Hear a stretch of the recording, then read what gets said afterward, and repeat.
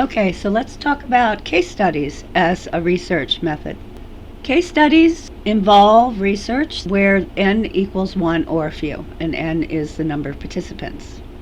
And probably the most famous case study in the history of psychology is the case of Genie, which basically involves some of the most horrific circumstances that many of us are going to encounter in the psychological literature. Genie was born to a very disturbing family. Before she was even born, she had a sibling who cried and disturbed the father, and so he kept the child in a cold garage, or ultimately the child died of pneumonia. Then Genie was born, and when she was very young, she was taken to a physician, and she wasn't feeling well that day. So the physician wasn't really able to test her cognitive abilities, and he speculated that she might be at some level cognitively deficient.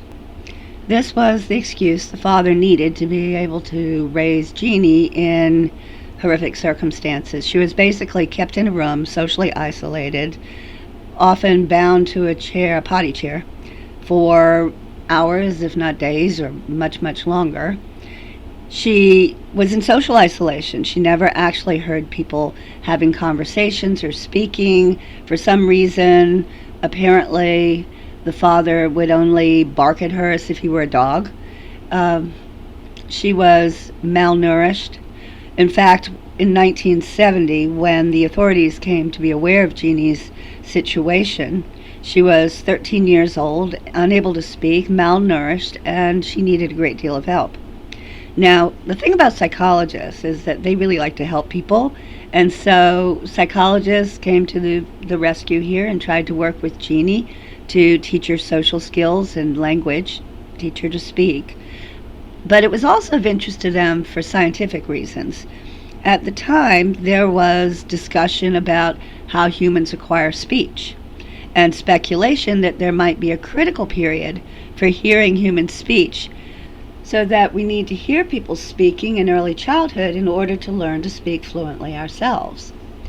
These psychologists were aware that there are species of birds that must hear the sound of their own species singing shortly after hatching from their eggs in order to be able to learn to sing their species' song in adulthood and attract mates.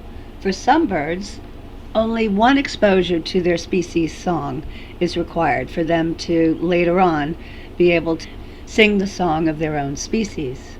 With humans, we know that it's much easier to learn a second language earlier in childhood compared to when we try to learn a second language as adults. And so it made sense. The researchers, the psychologists, were interested in a case where the child had never been exposed to human speech, found at the age of 13, would she then be able to easily learn to speak? So the psychologists worked with Genie. They were successful to some extent, teaching her social skills and how to express herself non-verbally.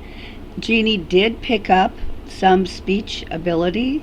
She knew words and she could say some simple things, but she never really did learn to speak fluently. So perhaps this naturally occurring case where a child was not exposed to speech early on did provide some insight into whether or not there's a critical period for learning to speak in humans. Obviously, you cannot conduct an experiment to test this idea. You cannot take children, human children, and separate them from other people, raise them in isolation, not expose them to speech. It's illegal and unethical. But maybe the case of Genie did provide some insight into how humans acquire speech. But there are problems with case studies as a research method, and there are particularly problems using this case study to answer scientific questions. I think it was important for the psychologists to help Genie and to learn what they could from the situation, but this case study did not provide a single definitive answer to the question regarding critical periods for learning human speech. So, I'm beginning to introduce two very important vocabulary terms in the topic of research methods. the first of which is internal validity. Internal validity involves whether or not a research study has data that's credible, whether or not it was a well-controlled study, and in this situation, I would question the internal validity. Case studies in general tend to be retrospective, looking back in time, and as we'll talk about later under the topic of memory, our memories of our past experiences are often flawed. In this situation, there were also some uncontrolled variables. When Genie was very young, she was taken to a physician who speculated that she may have some cognitive deficits. That would affect whether or not she learned to speak fluently later on in life. And she also experienced other forms of abuse. She was malnourished when the authorities found her. And I didn't mention this before, but she had also been physically abused. Her father would beat her with a stick whenever she vocalized or made any kind of noise. We're unsure about cause and effect here. There are many factors that could have influenced whether or not Genie learned to speak fluently. Malnutrition, physical abuse, social isolation, all of these are factors that could have influenced how easily Genie learned to speak later on.